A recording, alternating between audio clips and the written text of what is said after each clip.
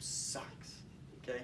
The hip is another one of those that's similar to the knee where your open pack position, you get as close as you can, essentially. It's not crazy, crazy picky or vitally important that you get directly the motions that we need for open pack position.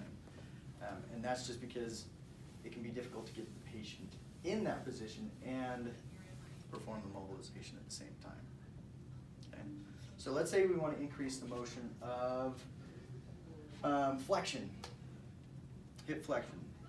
So what type of move we're going to have to do? Anterior, posterior? Posterior. Posterior, right? Because the convex portion, we want to stay in there. Okay.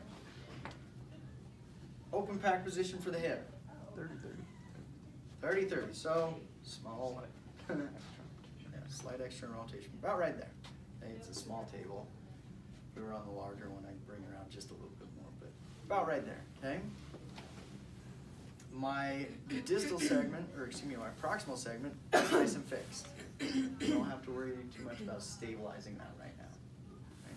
So all I have to do is, if I really wanted to, I could get some distraction somehow, but it can be a little difficult.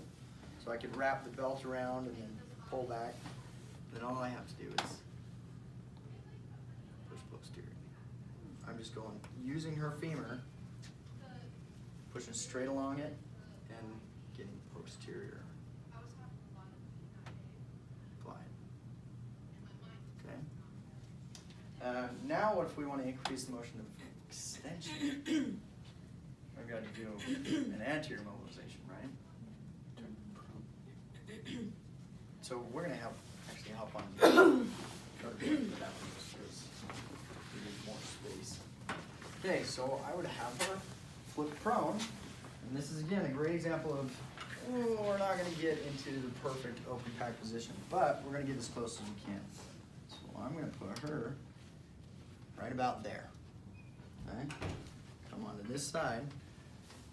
I'm going to grab anteriorly here and stabilize her pelvis. Okay? And then I'm going to put the palm of my hand right on her butt. Yeah. Okay? But it's going to be as close as I can get to the head of her femur, right? Which may be that I'm sitting right on top of the greater trochanter, or just on the posterior side of greater trochanter. I'm going to make sure that I'm off of the sacrum and on that femur, okay? So there's your sacrum right there, so I'm going to come off it just a little bit, stabilize the pelvis, and then I'm going to do an anterior mobilization. Okay. Again, ideally we want to get that distraction, but this would be like ridiculously tough to get distraction. Plus, the position we're putting her into is actually naturally somewhat causing that distraction. Yeah, I mean, it would just like, it'd be tough, right? So those are all the lower extremity ones.